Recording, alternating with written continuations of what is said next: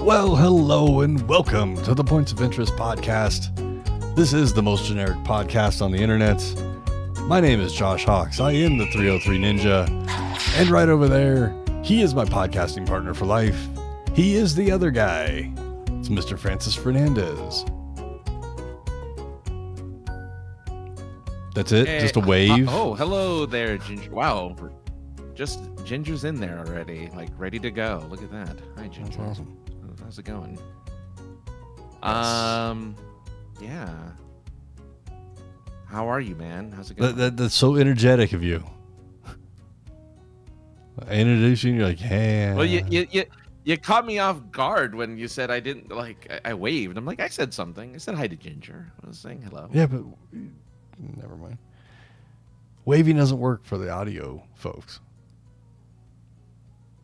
Yeah, but she can see me.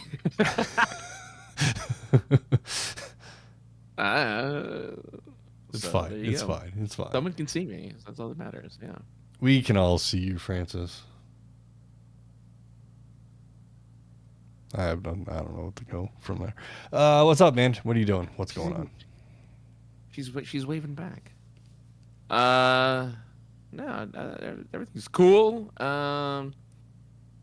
Just wish I wish somebody would interview me on the street and I could say something clever and become wealthy and famous overnight.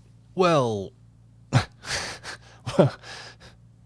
mean, we talked about this a little bit last week, but I mean, she's famous for giving drunken, sloppy blowjobs.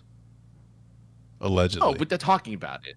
Yeah, she talks about it. She's about talking about giving well, she does. drunken, sloppy blowjobs. Yeah. She now makes enough money where she quit her job at a factory. She had a factory where she job. licked envelopes. I forget what she did. I don't know. Something like that. I was Something with trying something to I was trying to pop you and didn't work. She's on those envelopes. She goes Hak Tua on those envelopes. That's why she knows. She's aware. She's like, oh yeah, that's why I do my envelopes. But yeah, she's like, she has her own show now. She's getting her own reality TV show. She's like, she's judging. They recently saw her judging a bikini contest in Florida.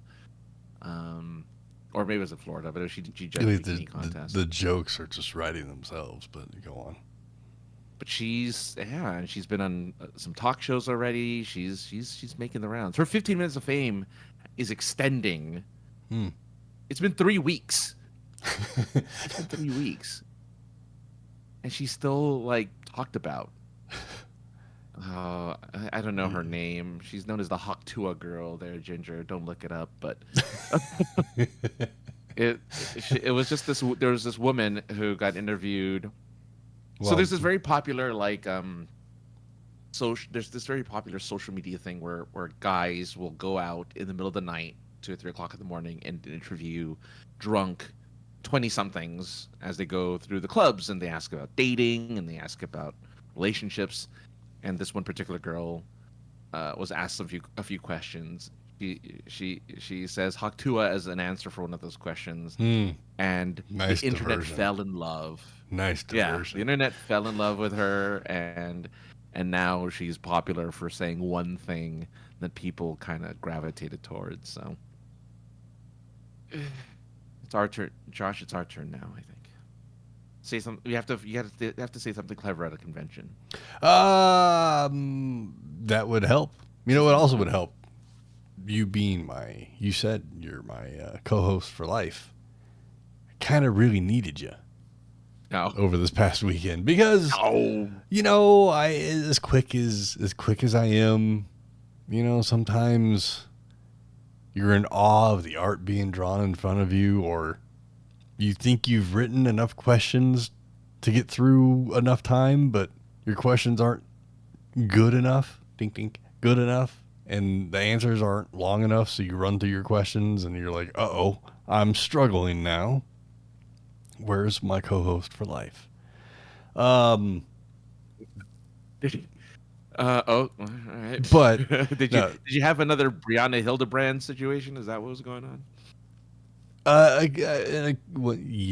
Yeah, kind of. But no, this past weekend, the 4th of July weekend, I was honored enough. I was honored to be chosen to be part of the moderating team for the comics panel portion of the show.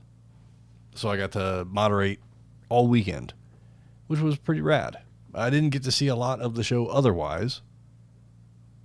Bits and pieces here and there when I could, but most of my time over the weekend was spent in room 605 or on the showroom floor on the HQ stage. Oh. That one was a little more nerve-wracking than being in the panel room. I'll get to it when I get to it. But total of 10 panels over a course of 3 days. I did not get to attend Sunday because my job was like, you better show up. And I was like, okay, well, I will. But got to moderate for the producer-creator of the Boondocks cartoon, along with, he was a producer and writer on Everybody Hates Chris. What was his name? Okay. Rodney Barnes. He was a cool guy to talk to. He was fun. I watched Boondocks, but I'm not like a diehard, could recall episodes and recall all the characters' names. But I was familiar when he would talk about things. I'm like, oh, I kind of remember that episode. Yeah. I did want to ask, how does one become a producer? I don't. Yeah. I think that's a legitimate question to ask, and being that I looked it up, it's like they make things happen. Well, okay. How do you make things happen? Well, the producer's the one with the money, right? That's all a producer is the one who's funding. Essentially, I mean, outside of companies, right? But I think those are the ones who make the big decisions on how things should happen. So if you have money, I guess that's what it came down to. But I didn't know how to ask it, so I just kind of skipped over it. But in all the different things he was talking about, he also brought up that he was a former contracted WCW wrestler. And WCW was Ted Turner's venture into wrestling from a million years ago. Okay. And he was in the training camp called the Powerhouse. And then I was familiar with WCW and all that. And I was like, that's really interesting. I'd love to talk to you about that some other time, because this is a comics panel. But wrestling is awesome. I feel like you could have. We could have diverted there for a little bit, probably. It would have been fine, but it was a comics thing. Who else did we talk to? I got all my notes right in front of me. I don't know why I just don't look.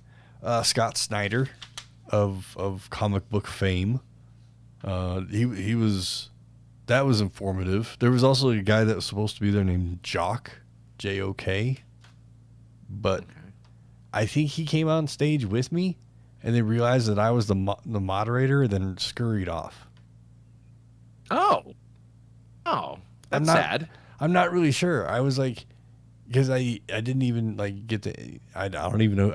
I'm assuming it was this Jock character, but I have no idea because, again, don't know who he is.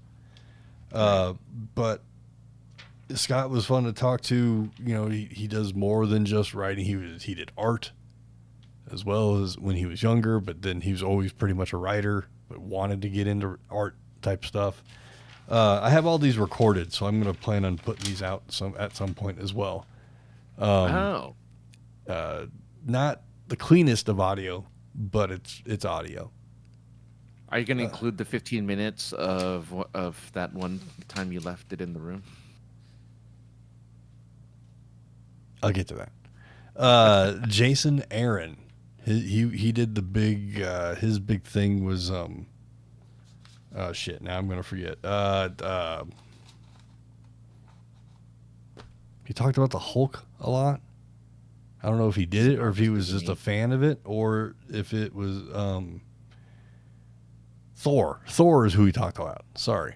he's a writer. Yeah, he was he had the Jane Foster story, Lady Thor. Oh, okay. That was his story, apparently. Okay. I did ask him how he felt about Marvel taking bits or inspiration and turning it into a movie. I don't think he liked the question, but he had a good answer for it. You know, just kind of reading the face as I'm asking him the question.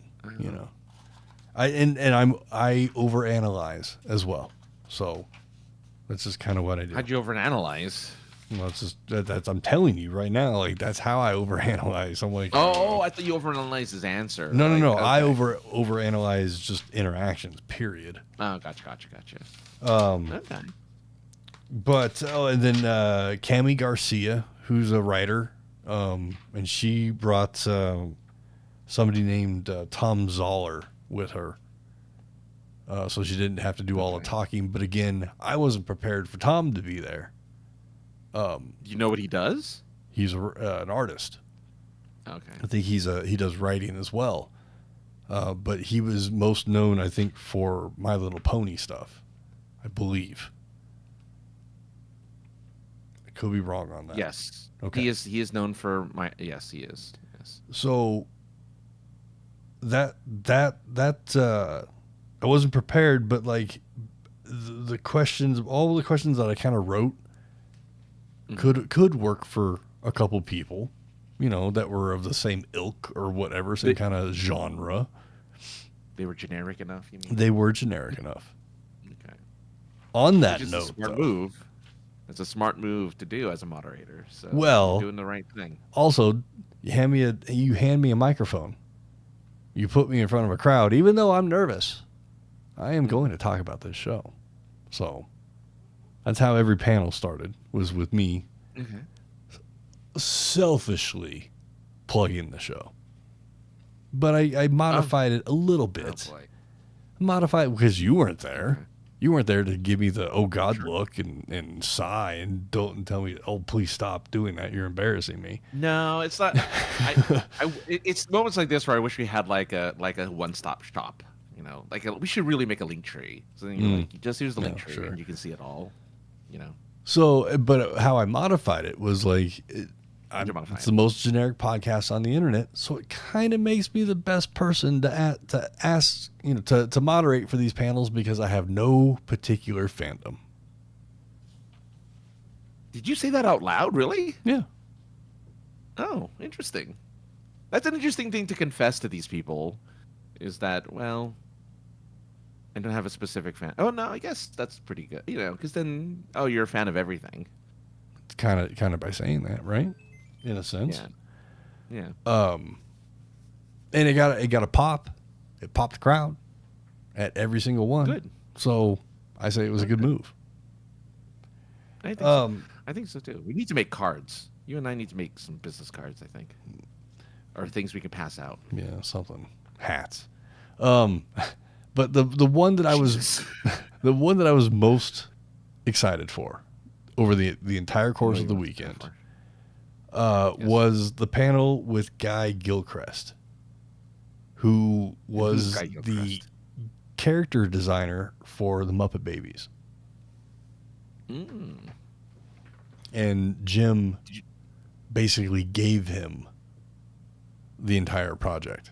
He came from the comic book strip, the Muppet Babies or Muppets or Muppet Babies comic book strip, and then became the Muppet Babies cartoon. You were asking me what now? Did you ask him about the legs on the nanny in Muppet Babies? Did you ask, like, how did you? There was a perfect opportunity for it, and I took it. Oh, good. What did he say? He brought up Nanny and how originally Nanny wasn't going to be Nanny. Nanny was going to be a babysitter, like a teeny bopper type of babysitter. Oh. Okay. And then they changed it to Nanny. And I was like, hey, can I tell you something about Nanny? And he's like, what? And I was like, I kind of had the hots for Nanny. And he looked at me. He's like, what? I was like, Just a great character and had awesome socks. Had great knees. Yeah. It popped him. He liked that. But what I was going to say, Francis, is that when I did that introduction as the most generic podcast, Guy got super excited. He's like, that is a great intro. That's awesome. You know I'm going to like it because it's generic. And I was like, this guy is great. He's my number one fan now. We talked Jim Henson, Muppets, character design.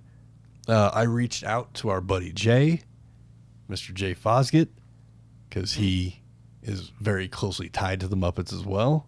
And I'm like, yes. Jay, give me some insider, give me some trivia, pointers. Give me something. Mm-hmm. Rolf the dog, his favorite character. Yes. Had a Muppet commissioned in the Muppet Babies design. Okay. He also has a Kermit.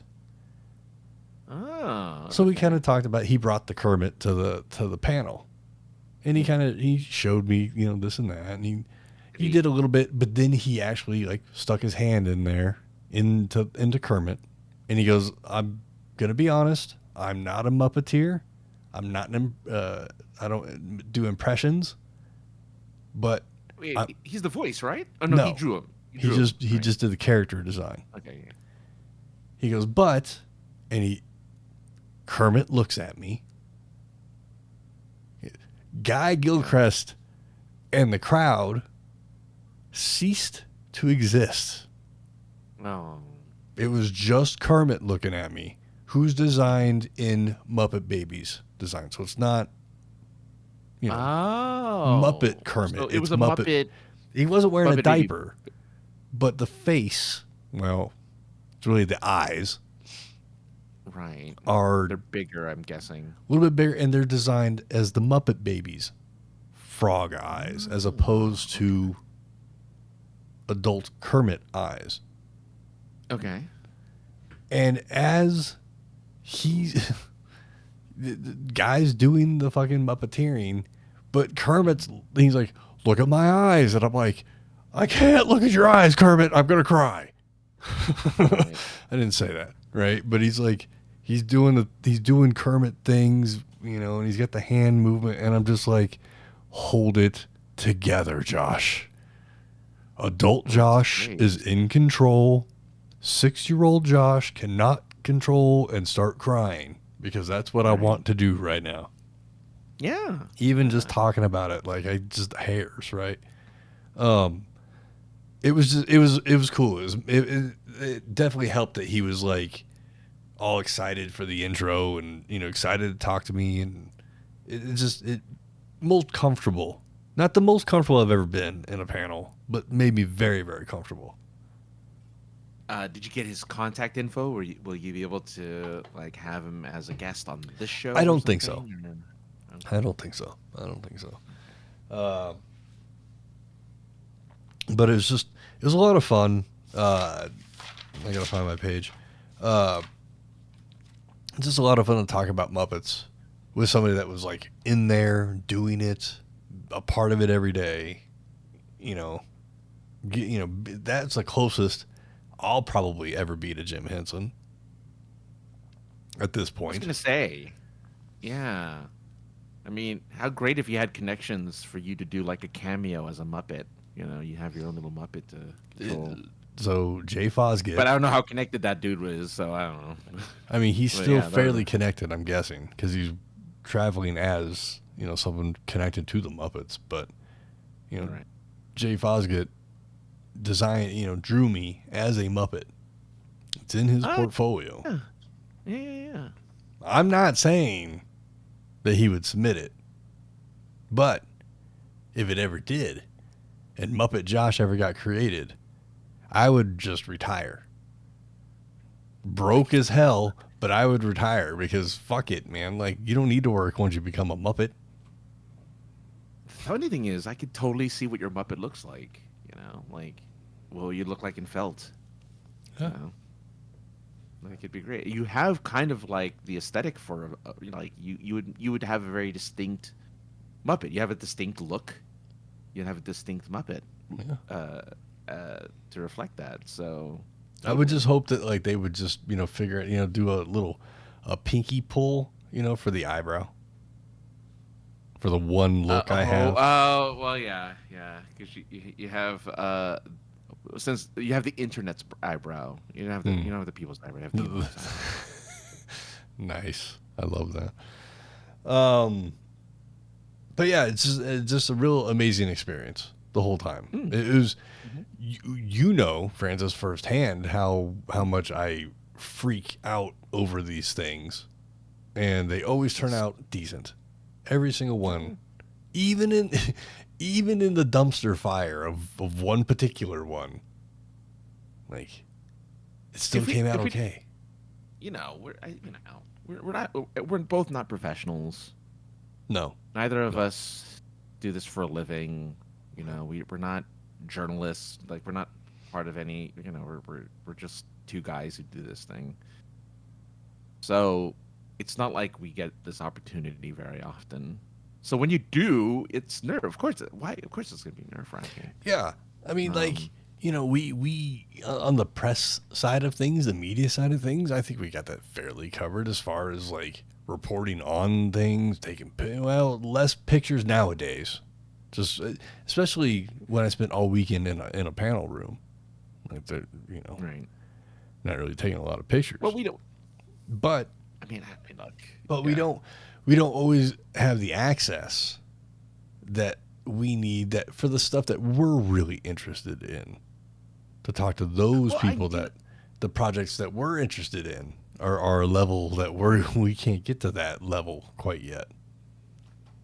Well, so, I mean, this is going to sound weird, but like, I don't know if necessarily the press stuff was our calling anywhere. Well, at least yours, right? I feel like yours is like moderating and talking to people in panels and stuff. Like, I think that's more of your not tool belt. What is it called? That's wheelhouse. That's your wheelhouse. Yeah, that's more of your thing. I mean, when we had all those opportunities at Great Philly, right? We were nervous then too. Like we were freaking out then too, but like you were able to roll with the punches way better. No matter what was given to you, whether it was an unresponsive guest or a really loud crowd, right? That where you can barely hear Hercules in trying to talk to people. Like if even in those situations, right? Like you're able to make things work. I think that's where your access is. I think what you're doing now, because I have no doubt that you'll be doing this every year from here forward. This is what you're doing every July, right? This is all you're doing is if it's, I don't know if it's back July 4th weekend. It is actually, yes. Yeah, because July 4th is on a Friday, so it makes more sense. But like, this is what you're doing every year. Like, I know this, you know this, we know this, right? Like, this is set in stone. So, I think this is where it's going to be. It's just going to be something that you're going to be like those people who like this is what they do, right? Like people start somewhere in which they go circuit to circuit doing this type of thing. It may just be in Colorado, but you'll be able to talk to the people you really want to talk to. You'll at some point become friends with them because a lot of moderators are friends with the people on the panels. Like a lot of moderators are really we know that. We have a friend that yeah. So like that's you starting this year. So moving forward, I can definitely see that as you progress through this new avenue that you're going down. Hey, happy Tuesday make to friends you, with these people. Push. What happened? I said happy Tuesday to you, Push. Oh, hi, Push. Welcome. Yeah, I mean, like I said, I had a lot of fun. It challenging in the sense of like I always freak out before it happens. Of course. My girlfriend was with me on the first day, and I only had one panel to do, and we got there and we were walking around and doing shopping, and I'm just looking at my watch the whole time. Of course, yeah. You know, and yeah. And she's like, "Do we need to go?" And I'm like, "No, I'm just nervous. You know, we got an hour. You know, we got 45 minutes. You know, whatever it was." And finally, it was time to go to the old room. And mind you, she's never seen me do this, Right. so there wasn't any like added pressure or anything like that. But like in my head, I got this opportunity. I didn't want to fuck it up. Ultimately. No. You didn't? Did you have your camera? No pictures of you doing this thing? No one took pictures of you while you're up there? I believe there's a handful of pictures. Gotta post them, man. Well, I'm off the next couple days, so I haven't posted really anything yet. But she was there. I believe she took a few pictures, and I believe there are a few more out there as well from other attendees. But you know, it's kind of cool to do my thing in front of my lady, you know, so she can, you know, so I'm not just, you know, I don't tell her like, oh, this is what I do, and never actually see it. She's been to the shows with me, but not on the days where these opportunities have come up. So yeah, I don't know. It was just kind of cool to, you know, so she can kind of see me, and I guess in my new element. And again, not knowing who these people are, doing a fair bit of research, so I'm at least familiar. And luckily, the first few panels were just talkers. Well, which was great. I mean, I'm pretty sure they look out for specifically people who won't stop talking. Yeah, like that's kind of the panels that they want, is those guys who can hold on. Unlike other other panels that you've been on where if you don't keep the conversation going, they have no idea what to say. Yeah, you know. Yeah, it happens. And I mean that happens from time to time. I think, and I got to be with somebody on their very first. It was the very first time they'd ever been to a Comic-Con, and then their very first panel. Who was it? You remember? The name? No. The character he played? Yes. It was in Galaxy Quest, and he smiled a lot. Wait, was it Galaxy Quest? What's the movie with Tim Allen? He's in space. Galaxy Quest. Yeah. So the character smiles a lot. That's what he's known for. He just smiled a lot in the whole movie. Was it Enrico Colantoni? Nope. Was it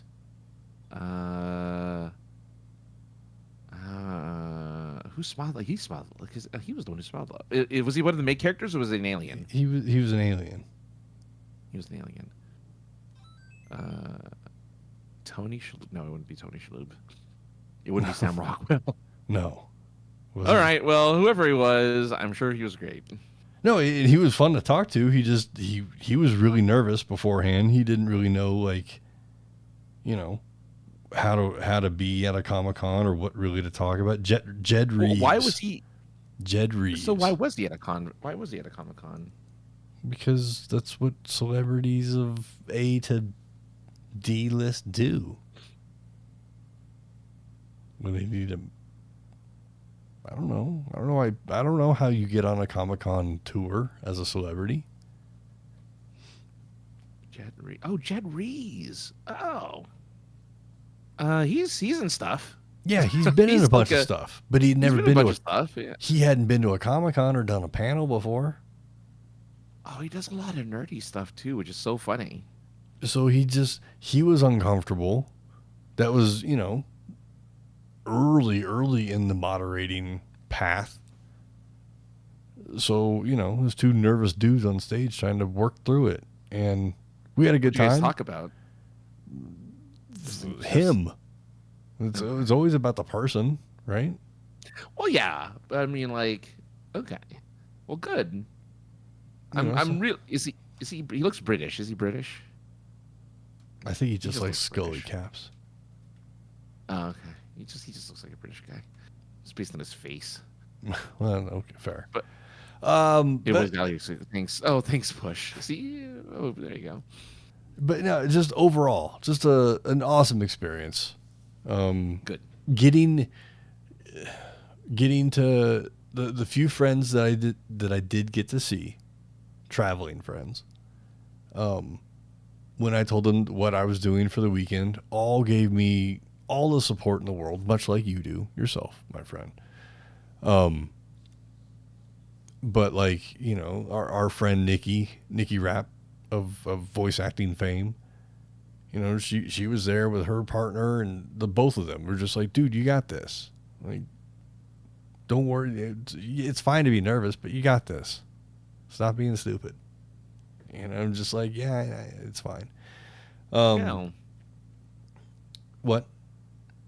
When you do it, you're going to be doing this more. Yeah. Of course, it's tough. So you'll get used to it. You're going to do it so often. It's like old hat. That's the plan or the goal or whatever, right? But Right, yeah. But it was just, I definitely missed having my co-partner for the whole thing. You know what I'm saying? Like my co-host would have been nice, Yeah. but just like I said, overall, just a phenomenal weekend. I had a great time. My fear of speaking in public is probably always going to be there, but it's weird, much like my job, where I could turn a light switch on and not become a different person, but take on different responsibilities. Yes, of an aggressive nature. Right. Stepping onto that stage, still nervous, but I'm able to push it to the back of my brain and just go with it. Like it's happening. I can't run off the stage now. So here we are. Hit record and just see what happens. Have fun.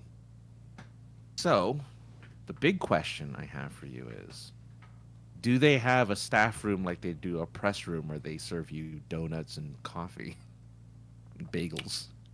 You know what, Francis? I just want to. I am an idiot and didn't even look for it. Because you know there is, right? There's a room for you. I know there is. I know that there is. I think I even saw it. Oh, but that's cool. didn't. Okay, at least saw it. But like in passing kind of thing. Okay, you didn't go in. Like, oh, that's a room of snacks, sort of thing. Oh, that's some sort of, 10 forward, if you will, but probably for staff. Right. That's so inside fucking baseball. But yeah, it's fine. So I had picked up my press badge, and I had forgotten because, again, nerves. Sure. I had forgotten to pick up my staff badge on the first day. You got both. I got both, yes, sir. Speaking of nerves, after the first panel, I grabbed my backpack. I grabbed my girlfriend. Oh, yes. We go Yeah. walking around. She's dressed as Link. We're shopping, having a good time. We stop at our friend Nikki Rapp's booth to be like, I did it, Nikki. And while we're talking to Nikki, I just got this, my stomach just dropped. And I went, something. I went, oh shit. My $250+ recording device is left in a panel room all by its lonesome. I hope. That was like, so there was a panel going on. That's what I thought. Okay. So I'm like, babe, we have to run downstairs. I'm sorry, but we gotta go. Like, expensive equipment. So she understands. We run downstairs, And I get to the panel room, and I'm like, please tell me there's not a panel going on, to the room attendant. He's like, no, it's empty. I was like, oh, thank God. So I run in there, and there's my recording device, still in recording mode, by the way. Just sitting on the table on stage. Oh, on stage too? Okay. Yeah. It wasn't on the podium or anything. No. On stage, stage. like they do a stage with a table on the stage, and I just had it sitting on the table. And yeah, pointing at my subject, whoever it was. Yeah, just left it there. Just nervous wreck. And after the first one, after recovering my device, everything was fine. I remembered my device. I remembered a pen. I remembered a notepad with my questions, with room to write down notes as they spoke. I'm a very attentive person while someone's talking. I just don't always get to come back to the thing they talked about because they say something else. I'm like, oh, that's interesting too. Sure. Yeah. It happens, of course. It does, right? Yeah. Tangents. I mean, we do it here. But I also got to do some sketch duels. And yes. I will fully admit I need to research some sketch duels to see kind of how the flow goes. Because you did it last year. I did, yeah, and I was uncomfortable doing it last year too. And I get it. I understand how it goes, but I am so amazed at artwork being created right in front of me, right next to me, that I forgot I'm supposed to talk. I even said that during one of them. I was like, oh, I'm sorry, Are you guys. supposed to really talk? You're supposed to, like, so you kind of ask them questions, just kind of keep it lighthearted, sort of thing, just to keep it not just two people just drawing, the whole time.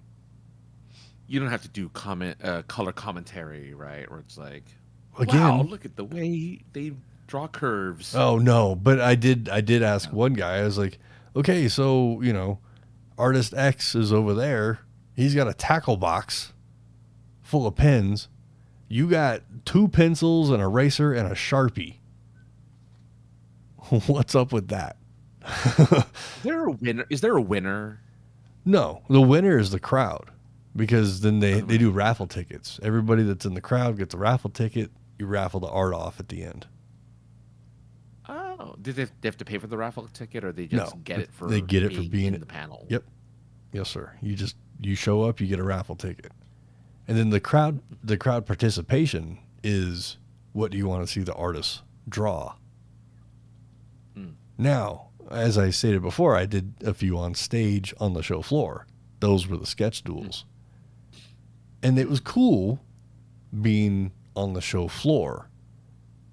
Yes. But Francis, you might recall in 2016, 2017, being at a convention running panels in open air. It's tough, especially when there's other loud attractions happening within any kind of sound earshot. Go ahead. So the sketch duel was being done on the show floor or something? Yes. Like where there was other stuff. Wow, that's awful. That's bad. It's not ideal. It's not ideal for sure. The artists were given lapels, but I'm not. I don't ever claim to be an audio expert, but like they weren't turned. The gain wasn't up enough or something, because they basically had to eat the lapel mics to be heard. No, Does that mean? Go ahead. Does that mean that there was a center stage on the show floor that people got to like watch and attend? Mm-hmm. So there's like, oh wow, okay. LA Comic Con does the same thing. Sure. All of the main shows are on the show floor, which really weirds me out because all the big celebrities end up on the show floor. So they have a big theater room for the big celebrities. They have the small panel rooms for everything, everything else.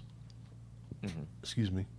And then this was just it was just on the show floor. It was just kind of interesting. And I like the idea of it. But I think personally, I think it should be closer to Artist Alley, amongst the artists or near them. Yeah, makes sense. And it should also be at least facing away from any other loud attraction that might be happening. Right. In my case, there's karaoke happening, 35 feet from the stage. So it was basically impossible to be heard. The handhelds that were on stage, I understand eating those. I understand how, those type of microphones work. Yeah. Right? We've been doing this for a little while. And I was eating those mics, and I could hear me on the PA, but I really couldn't. I don't know if it was actually being projected loud enough. So it's just, I think the sketch duels, they get a small enough crowd that I think that they could be in a panel room. And it's just more of an intimate thing anyway. Just a fun little. Yeah, that's such bad management. No offense to them, but yeah, especially if a sketch duel, maybe they just assume a sketch duel isn't as talky as other panels. Possibly. I don't know. I don't know what the theory or the idea behind it is. I was just, as one who experienced it and spoke to audience members, I heard the same thing of the thing I heard was I couldn't hear anything. Yeah. I knew you guys were talking, but I couldn't hear anything. And because that artist had to eat the microphone, it just sounded like the whole time. I saw your mouths moving, so I know something was happening on stage. So, it was unfortunate. That one, that one I definitely had to project pretty hard. Yeah. Just to make sure that people could hear. A couple of the panels, my mic for some reason wasn't turned on. Project. So I did. I can, because you're sitting there, you can hear. Yeah. It's not like I had an in-ear or there was a monitor behind the stage or anything, but we can hear the PA, and I could hear that I wasn't. There's one or two panels where my mic wasn't turned on, so I was just immediately, I was oh shit. Project. Wait, don't you test that stuff before don't you test the mics before you start the panels? Well, I did after that. Guess not.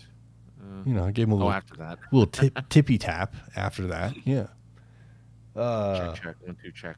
Yeah. Check. But yeah, just like I said, a great learning experience, fun to do. Good. Met a few artists that were I'm not gonna say we're buddies and friends, but we're I made new acquaintances.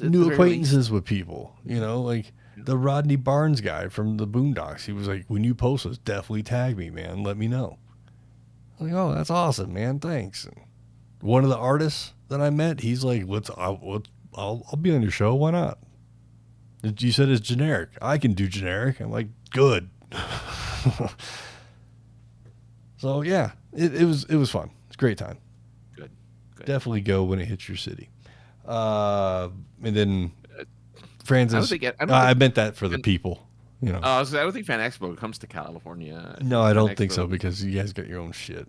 But we have Comic-Con International. Yeah, I guess, so they probably have a monopoly on what can come out there. But I don't know how to switch out of that. But after one of the nights of the convention, I was thinking, I'd like to go see a flick. Go relax, have a big old thing of chemical dripped popcorn and big old bucket of soda. Oh God, yeah. Just watch something, relax. Yeah. And I looked and I was just like, damn, there's nothing I want to watch. Nothing looks interesting to me. Mm-hmm.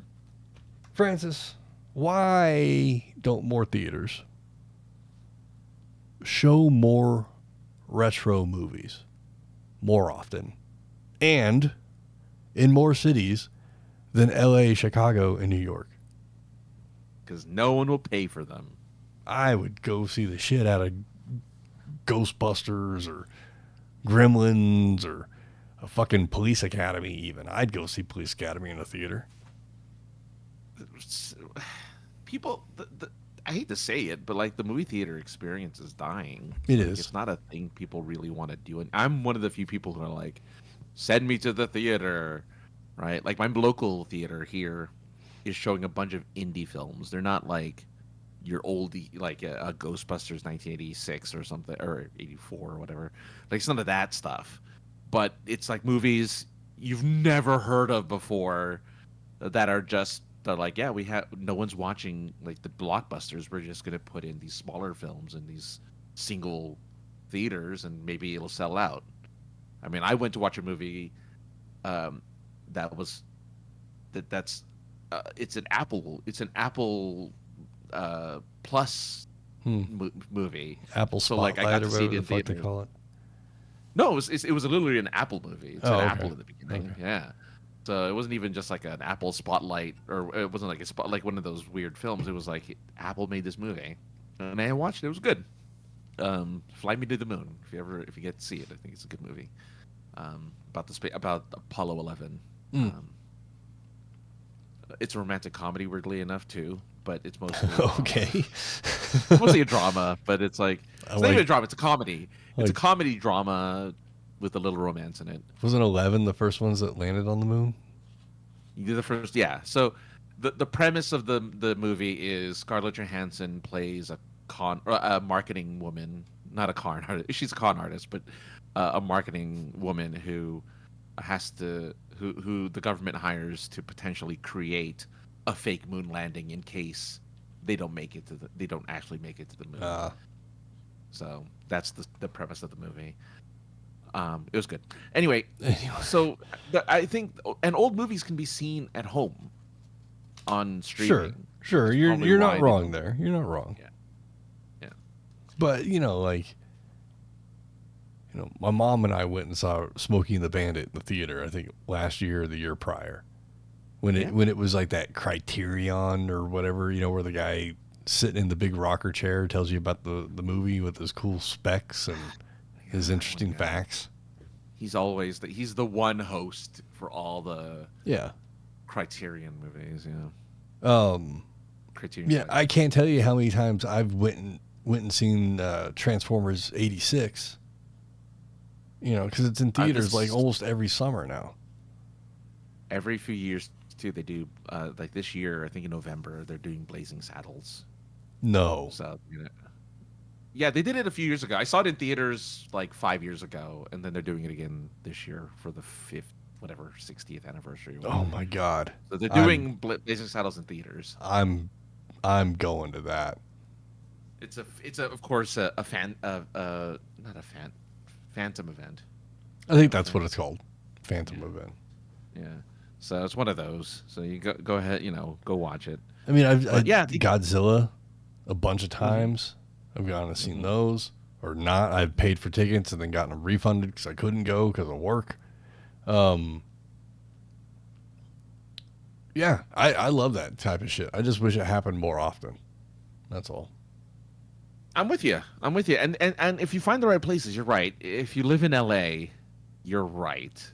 There's enough theaters here, like kind of like we have one called the New Beverly, owned by Quentin Tarantino, and that always shows old movies that you could easily see on streaming, but you get the theater experience. There doesn't seem to be a week that goes by on the old Twitter machine there where I don't see some person out in some sunny city, I'm guessing it's LA, in line to go see Jaws or First Friday the 13th or something like that. Just name something from the 80s, and there's people lining up to go, see. I tried to just think of something really obscure and I couldn't think of it. I mean, I'm one of those people. I anytime they show a movie that's old, I saw Jaws in theaters when they did the, whatever anniversary it was. I went and saw it in theaters. Like if they, when they do that stuff, they're going to do it again. I'm sure for the 40th anniversary of Back to the Future, they're going to show it in theaters. This There's October, rumor like, apparently that Chevy Chase is going to do a 30 plus Christmas vacation showing here yeah. this winter. I So might be checking that out.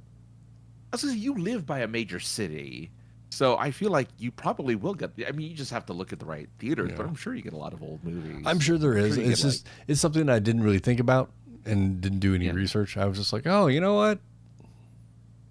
Other than the Bandit, and Transformers, yeah. I can't think of any retro movies I've seen. But it's just something I would like. I would like that.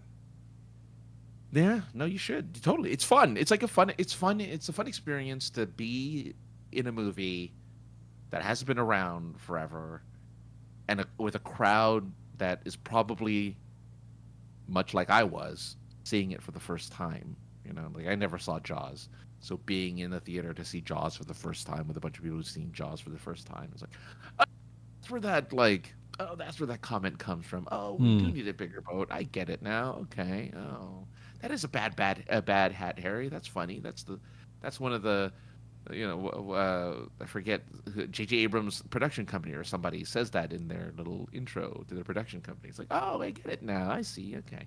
So you get pop culture references because Hmm.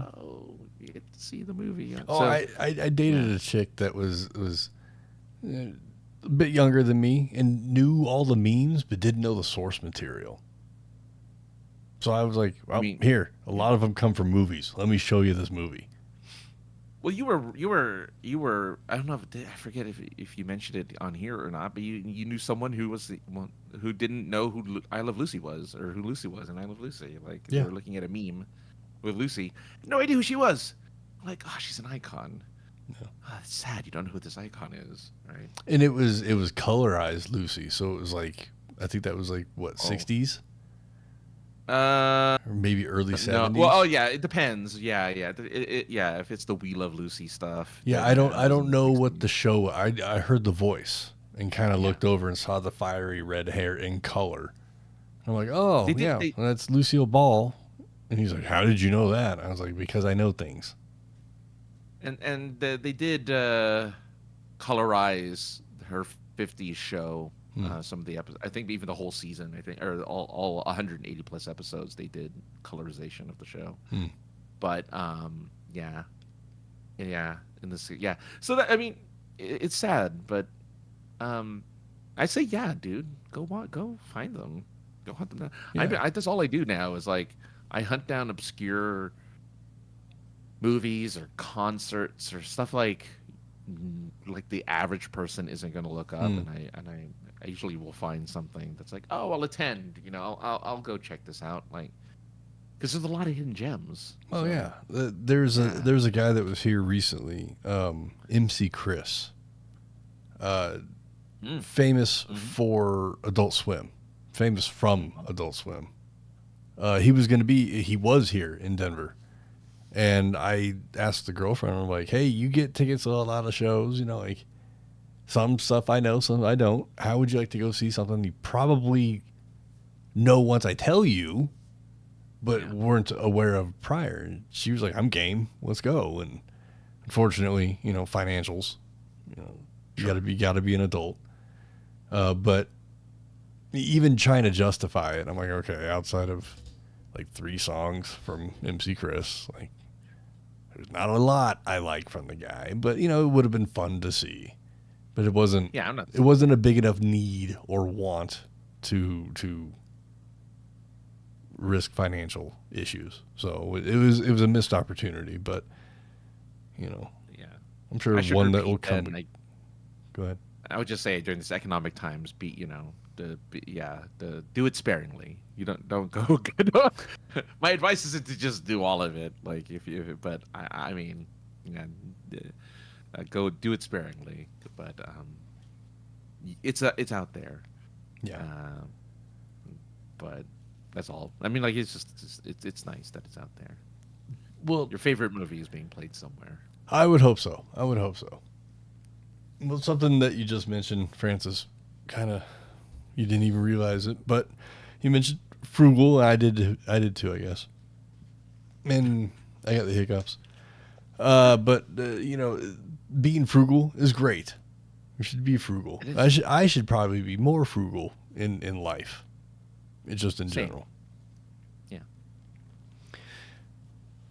What I have on the Facebooks, I joined a few groups of I own a Honda Civic, so I thought maybe if I join a Honda Civic group, people have some insight, maybe get some inspiration, maybe even from whatever. Go ahead. I can see you want to say something. I thought you joined those groups to mock them. I didn't join to mock. I didn't join to mock. Oh, okay. But once I realized that everybody on these forums, let's just call them that, because I'm old school. On these forums, ask the same questions every day. Ask people to send them links for the items that they own, so basically they can have a car that everybody else. They have a car that looks just like everybody else's car. And the one that fucking just grinds my gears, chops my hide, and fucking generally pisses me off is people. Grind your gears, yeah. And it doesn't matter whether it's cars, podcast equipment, fucking jewelry, whatever it is. Yes. When somebody says, I'm looking for the cheapest,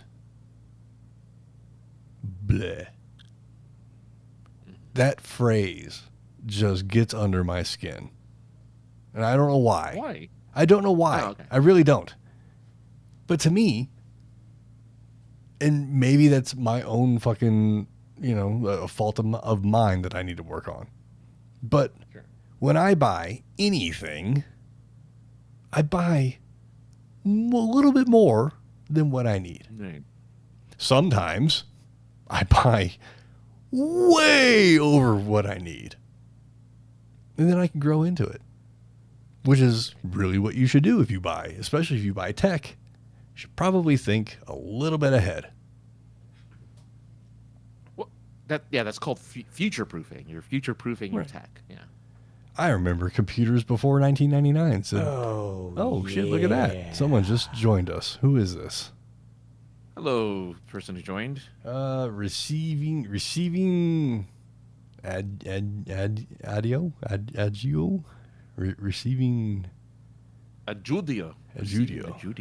Yes. Welcome. Thank you for joining. Following. Yeah. There's just something about the phrase, I'm looking for the cheapest, regardless of what it is. Sure.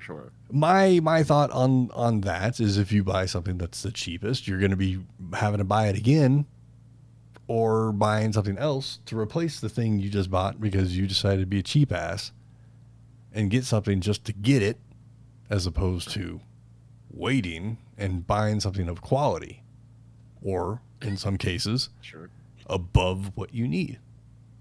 Right. I just don't understand that.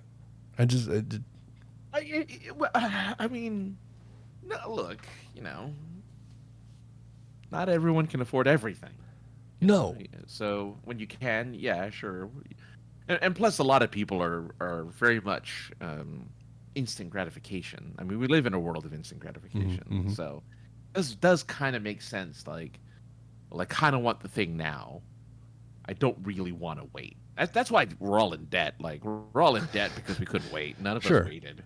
Like, can't. I'm probably guilty of it myself, but the guy who's saying, "Hey, how do I get the cheapest thing?" He's not what he's really saying is, "How can I get the most inexpensive but quality thing?" He's not saying, "How do I get like the thing that'll break down the quickest?" or what's the thing that will cost me the least and then fall apart the fastest.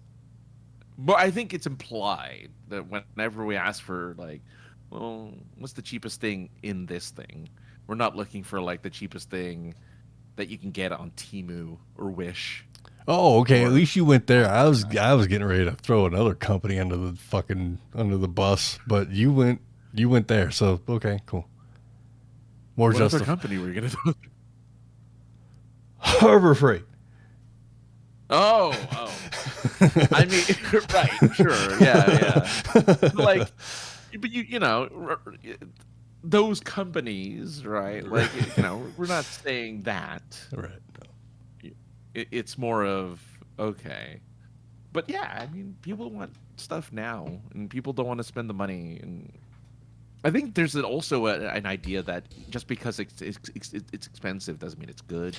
Too. Some You're people you're believe that. 100% correct. You're 100% correct. Yeah. But there's something about the phrase that just bugs me. And also, like, as far as the car world goes, like, Yeah. it's not fucking 2001 anymore. The Fast and Furious Yeah. doesn't really exist, and the import scene died about the same time the movie came out. So, like, Sort of, yeah. like the I think it's for at least for the car group stuff. It's like the posts are looking for like some sort of like mutual masturbation type of thing, or like looking for like kudos, like, Oh, yeah. look at the wheels I just bought, look at the sticker I applied to my car so you can't see the chrome, which I'm guilty of too, but I don't post about it. I don't know. It's just the car world, especially Honda's, very interesting. But it's even with PC gear, it's the same kind of thing. Like, oh, look, I've been thinking about water cooling my computer. What's the best options out there? What does that translate to? I'm too fucking lazy to do my own research. Do it for me. Yeah. True. I think some of yeah. that is there. If you are truly Yeah. ignorant of something or less educated on something, I think there's better ways to form the question, Right. or what have you. There's just something get about it, especially like I said, in the car world, whether it's Mopar parts, Honda stuff, fucking Vespa stuff. Something about just the word cheapest, I just don't like. It's yeah. I get it. I just Especially think you since should your buy quality. well, especially since cars are kind of important, right? Like, you need it to be able to run. It's also like kind of a weapon. It can be because it can, No, it it's is. just a massive piece of. It is. Like, it's all these like really kind of these big, really huge things. So you should probably care a lot about what you're putting into it, and maintaining it, and taking care of it. Sure. And, like, get the most quality things for it. Otherwise, you're putting yourself and other people in danger. So Right. in that respect, 100%, like, yeah, get the best quality stuff at all times. Don't settle for less. Get the best if you're going to do that for something that is literally a weapon on wheels. Right. Like, you don't want If you're just like, what's the best brake pad, especially on some Facebook group, you're going to get 1,000 different answers. Because depending on how the person that's answering, they might drive, or they might have a half track car. They might be a full race car. They might drive like a grandma. This person might be a teenager, just learn how to drive and fucking slams on the brakes every time they touch the brakes. So you really need to form the question of, like, fuck, I don't know. I have a daily driver. That's all it's for. Is just a daily driver. What brakes would you recommend? I drive like an asshole. What are the best brakes? No one's going to say that. Well, you know what no I'm one's saying. going to. You know what I'm saying. You know what I'm saying. Yeah. I take this. I drive. It's a daily driver, but I take it to the track on the weekends. Should I just get a second set of brake pads? Would you, with the fucking the hive mind. You know what I'm saying? I don't know. Have you noticed? Go ahead. If these people ignore the dumb questions, or are you upset? There's a lot of trolling. There's a lot of trolling that happens. Okay. Well, again, which is kind of a result of why I'm there now, because I just realized that like the exact same questions get asked multiple times a day. And I just something you've been telling me for a while is that a lot of these forums ask the same basic questions. I'm not there by force. I can leave at any point, but it's fun to troll people at the same time, you know, like I don't know. It's the internet's a fun, interesting place, and but like even if it was a bunch of people sitting in a room and somebody said, "What's the cheapest set of tires I can get?" Like, I got a set out back that are all bald and shit. I'll sell them to you. You know, like, yeah. You just we have a fairly large vocabulary in the English language. I think people need to use them. Use the other words that are out there. Well, be a little more descriptive. Well, sure, but we are at a point that people are relying on AI and the internet to kind of take care of everything lately. Yeah. I hear more and more people being like, "Oh yeah, I use ChatGPT to kind of like condense all my give me the perfect way to reply to an email." Was somebody told me this? Like, oh, anytime I get a business email, I use ChatGPT to make the perfect reply, and because I don't want to think about it. So they don't. People are trying to find more and more ways not to think about stuff anymore, not to like figure things out. They're like, I'll let the computer do all the work. I'm just gonna sit here and relax and like pluck it and then copy and paste it somewhere.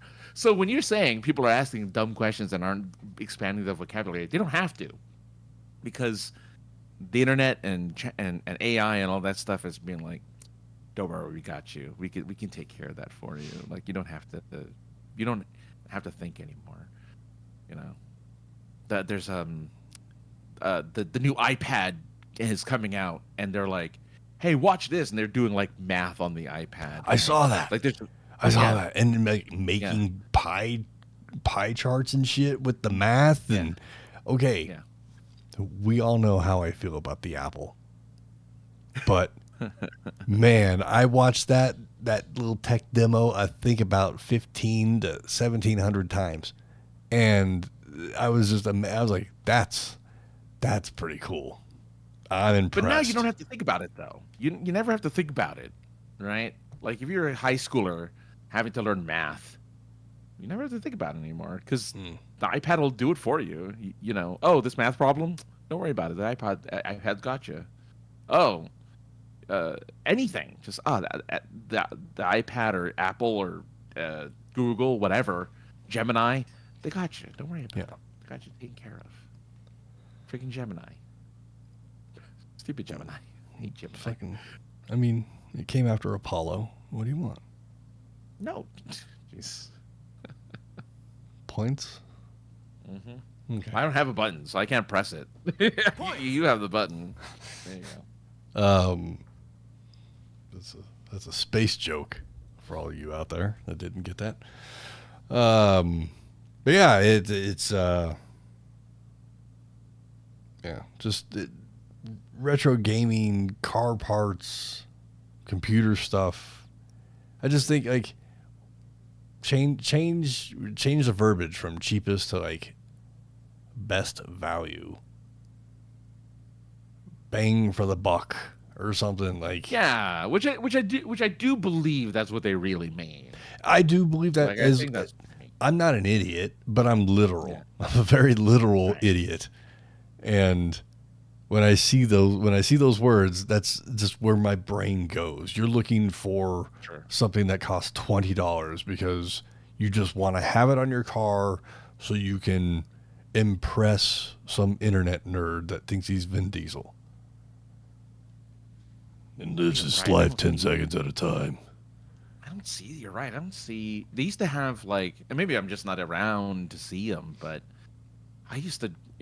Our freeways used to be littered with like lines of classic cars or souped up cars or motorcycles or whatever, like traveling. You just see just a line of them. I did see the other day. I forget where I was going, but it was just a line of old '60s Volkswagens, Like just bugs? lined up in a row. No, they were maybe not 60. I don't know what, but they weren't. None of them were bugs. They were all Okay. they were all like different VW. They had the VW on the hubcaps, Were they but the bus? it looked like, yeah, it looked like one of them looked like the bus, but different.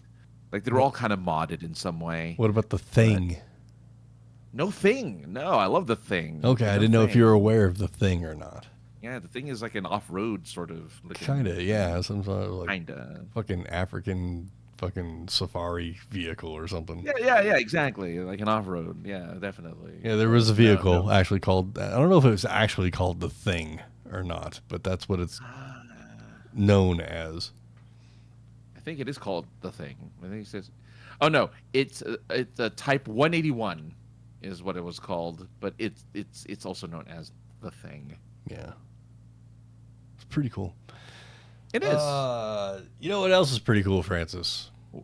What is pretty cool? I may have already mentioned this in this past hour or so, but you give me a live mic in front of a crowd, I am going to shamelessly plug this podcast. And I hope some of you that are out there listening to this episode are new and get to see what this show is all about, because this is what you're going to get. Sort of. No, we always try to evolve this, but no, it's all over the place. It's all over the place. It's always a work in progress. Generic. It is always going to be generic, especially when I get Muppet approval of my genericness. I'm going to stick right to what I know. Need that guy. Get him as a guest. That was awesome. I know. I'm gonna reach out, because why not? What's the worst anybody can say to you? Hey, we had a great panel.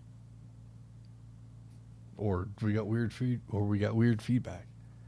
You have a picture with him?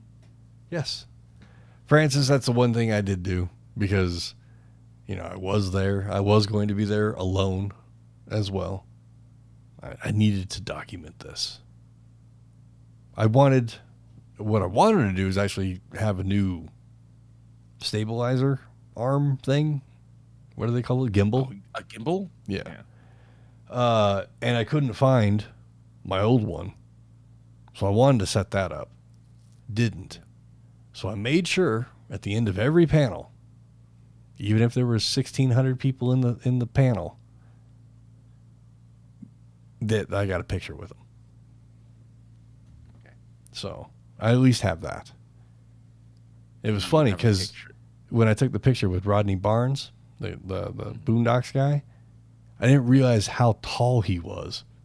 I went to take the picture. I'm like, holy shit, you're really tall. Let me extend my arm even further. Kind of had a moment like I had with Hercules, actually, as you mentioned him earlier in the show. When I took a picture with, what's his name? Hercules? Kevin Sorbo. Conroy? What's his name? Kevin Sorbo. Sorbo. I took a picture, and I basically took a picture of the ceiling of the convention center we were in. And he went, He was that tall? yeah. He was like, Wow. dude, you suck at this. Let me take the picture. He snatched my phone. He didn't grab it. He snatched it out of my hand and took the selfie of the two of us. Like, hey, man, thanks. But, yeah, that was my weekend. It was fun. It's great. Good. Can't wait to do it again. Hopefully get to do it again. And we'll I'm see. sure it'll be fine. I'm sure everything is going to be great. But like I said, hopefully, I just get nervous. I would love to. So in my resume of moderating, I can now check off 2 shows, 2 Denver shows where I've got to moderate. Nice. So that's pretty cool. And really, FanExpo being the big check mark. Yeah. Because this is Denver. You know, at its heart, it's Denver Comic-Con. Yes. Which, you know, who Which knows if people that's... still call. Well, I mean, I think in every city that, regardless of the parent company running the show, I think the fans, the attendees, the colloquialism is Comic-Con. Hey, what were you doing this weekend? I was at FanExpo. Well, what the hell is that? It's basically, it's like Comic-Con. Oh, okay, yeah. So yeah, it's a big check in the achievements list that I didn't know I had. You know, I mean, like, yeah. It was an opportunity that came up, and I took it, and I feel like I was successful. Good. I'm happy to hear it. So I think, you know, you can't ask for a lot more than that. No. Well, you can. You can. You totally can, and I probably should have. Yeah. But as far as like asking of myself, I think I did what was asked of me. I think I did it at least a 85 to 90%, you know, score rate. And hopefully, the next time you get to do it, you'll have enough lead time to be like, I need all of the days to be able. I need to do all of those days. Well, yeah, and I mean, like, yeah. Well, it's not going to be a part of my interview process was this having the entire weekend off, but it was fine. It was fine. And it's going to be a 3-day. It's going to be a 3-day event next year, anyway. 4-day. Still? Yeah. Wow. Third, huh? Wow. And it's been 4-day, I think, for 2 years now. Maybe 1 year. Maybe this was the second year. I can't recall. It is the second year, yes. Okay. And as far as like the artists that I know, the vendors that I know, they said they had a phenomenal Friday. Excuse me, I got the hiccups. A phenomenal Friday. There was great foot traffic. And then it just kind of died off after that. And I don't know exactly what the reasoning of that is. It could have been all the star power. There's a lot of big names. They packed it all on Friday, and then they gave the rest of the weekend. Yeah, and where, you know, but I also think what they're saying is that, like, on a 3-day show, people are more, they spread their spending out over 3 days. And it was, people, they were saying that, like, they just felt like they were able to recoup a little bit faster on a 3-day show. Well, the 4-day show that's heavily packed, Friday was really good, and then it just kind of died off after that. Not everybody, mind you, but a very common answer was, yeah, it's a little slow. It's a little slow. They need to take a page from Anime Expo, because Anime Expo happened that same weekend and was endlessly, but it's Anime Expo. Different setting. Different type of thing, but I mean, I'm sure they could take a page from whatever Anime Expo is doing and try to spread out whatever it is that they're doing to get people to come all 4 days and spend money all 4 days. I more exclusives, maybe. I don't know. Maybe I think they did a great job by making sure there were concessions and not just cotton candy and hot nuts. Like, there was actual food. Pizza. There was really expensive pizza. Basically, all the concessions, regardless of what it was. If you, I mean, pizza was the cheapest, but it was, you know, $8 a slice. And you can, you know, depending, you could probably get away with 1 slice, but, you know, 2 slices is fairly average.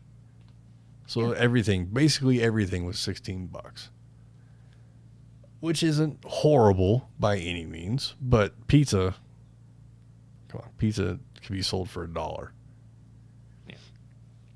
And you'd sell a lot more pizza if you sold it for $1, in my opinion.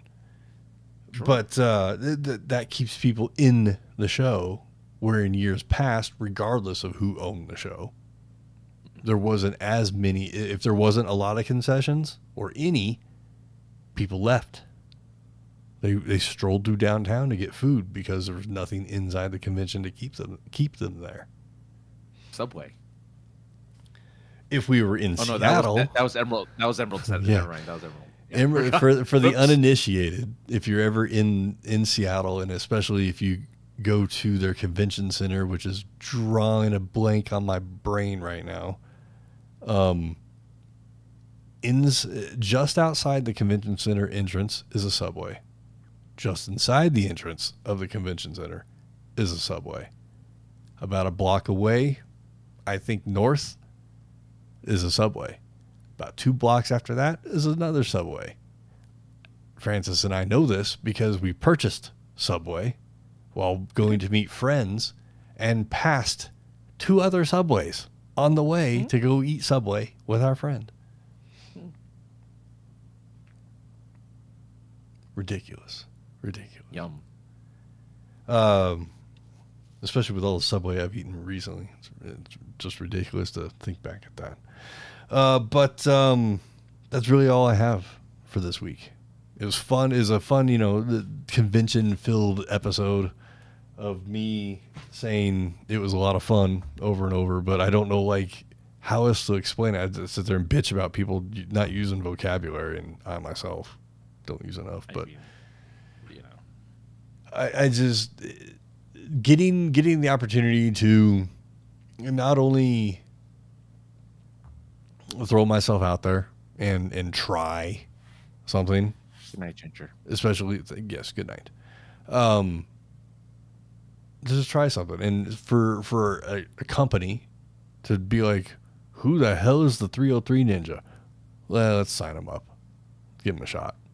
It goes a lot towards. Did you put out 303 Ninja at your panels too, or was it just POI? Come on, man. I'm just saying, you got to do both. I did. Oh, that's what I'm saying. Come on, man. All right.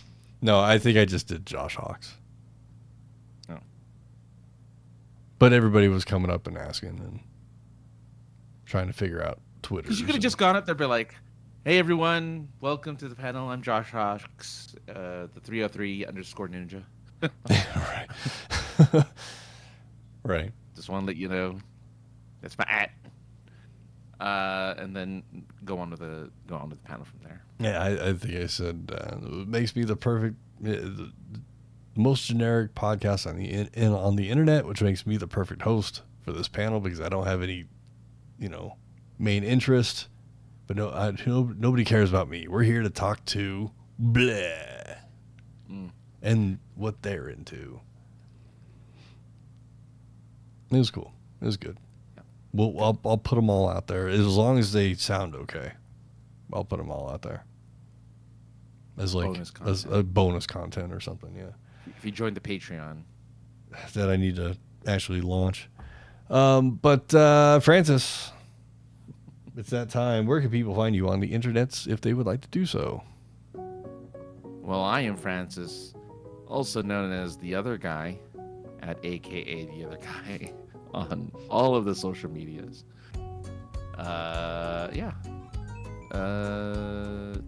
Super Geeked Up tomorrow, live, improv, fun times. Go watch. That's it.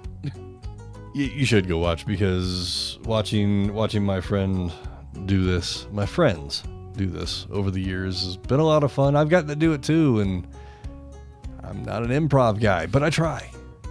When the things come up, you got to give it a shot, right? Yeah. And that's that's the era that I'm in, is in the let's try things. One day I'm going to try and get all my social media stuff figured out and get it all in one area and synergetic, but I don't right now. So you can find me at 303_Ninja on the Twitters, 303 Ninja on the Instagram. What are we talking about here? Call us, voicemail, text 314-764-7631. It spells out POI Pod 1. There's some synergy there. You can email us at thepoipodcast@gmail.com. That's really everything. Follow us at the POI Podcast at all the places that podcast things are at. I don't know, because like Google Podcast doesn't exist anymore. You know, all these places are just going away. I don't know. But we'll be back here next Tuesday, or hopefully later that week, depending on my work schedule, to talk more nonsense for an hour. Hope you all join us. Francis, thank you for being my podcasting partner for life. Thank you all for joining, hanging out with us. Thank you to Receiving Audio for hanging out with us. Thanks for the follow. We'll be back to have some fun. The song's ending. The podcast is ending. I think we're done here. What do you think, Francis? Yes.